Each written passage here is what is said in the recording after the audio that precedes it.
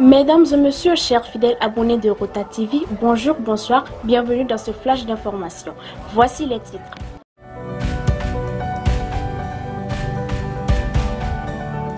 La délégation de haut niveau de la CEDEAO, reçue par le président de la transition, le colonel Assimi Goïta. Sévaré, le bureau du service social offre des kits scolaires aux orphelins pour la rentrée prochaine. Juste après, centre d'instruction de Gao, des nouveaux soldats prêts à servir la nation. Ensuite, la lutte contre la rage. Plus de 70 chiens vaccinés à Sikasso. Des tirs entendus à Ouagadougou. Mutinerie ou tentative de coup d'État. Au Burkina Faso.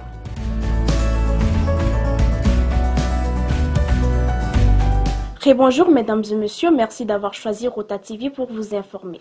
Comme annoncé dans les titres, la délégation des chefs de l'État de la CEDEAO est arrivée ce jeudi 29 septembre 2022 à Bamako. Objectif: obtenir la libération des 46 soldats ivoiriens détenus au Mali depuis le 10 juillet dernier.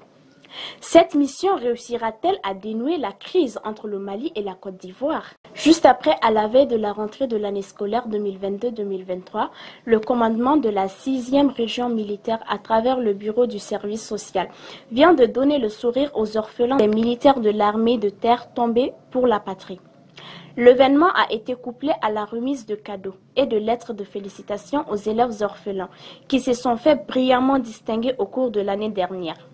La dite cérémonie était placée sous la présidence du commandant de la 6e région militaire, le colonel Karim Traoré. Les recrues de la deuxième vague du recrutement spécial du contingent 2022 des forces armées maliennes ont été présentées au drapeau national. Le mercredi 28 septembre 2022 sur la place d'armes du camp Firhoun Ag à l'insar de Gao.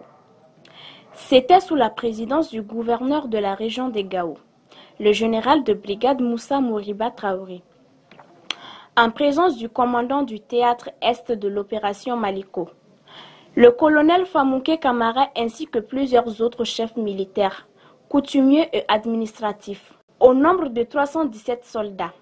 Ils sont arrivés à terme de leur formation commune de base de 4 mois, dont l'objectif était de permettre une meilleure intégration de ces jeunes dans le métier des armes, en cultivant en eux la confiance en soi, l'esprit militaire, l'élévation et le dépassement de soi. L'édition 2022 de la lutte contre la rage a été célébrée ce 28 septembre 2022 à Sikasso. Au cours de cette journée, 78 chiens ont été vaccinés. Le service vétérinaire annonce par la même occasion une campagne de vaccination des chiens jusqu'au mercredi 5 octobre 2022.